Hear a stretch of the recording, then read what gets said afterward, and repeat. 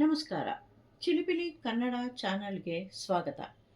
ಇಂದಿನ ವಿಡಿಯೋದಲ್ಲಿ ಪ್ರಾಥಮಿಕ ಹಾಗೂ ಮಾಧ್ಯಮಿಕ ಶಾಲೆಯ ಮಕ್ಕಳ ಮೆದುಳಿಗೆ ಒಂದು ಕಸರತ್ತನ್ನು ನೀಡುವ ಚಟುವಟಿಕೆಯನ್ನು ತೋರಿಸಲಾಗಿದೆ. ಇಲ್ಲಿ ಹಲವಾರು ಪದಗಳ ಅಕ್ಷರಗಳನ್ನು ಹಿಂದು ಮುಂದು ಮಾಡಲಾಗಿದೆ. ಮಕ್ಕಳು ಅರ್ಥ ಬರುವಂತಹ ಪದಗಳನ್ನು ರಚಿಸಬೇಕು ಹಾಗೂ ಆ ಪದಗಳ ಮೇಲೆ ಒಂದು ವಾಕ್ಯವನ್ನು ಬರೆಯಬೇಕು. ಉದಾಹರಣೆಗೆ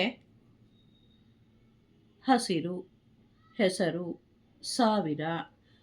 ಈ ಚಟುವಟಿಕೆಯನ್ನು ಪ್ರಾಥಮಿಕ ಮಕ್ಕಳಿಗೆ ಬಳಸಬಹುದು.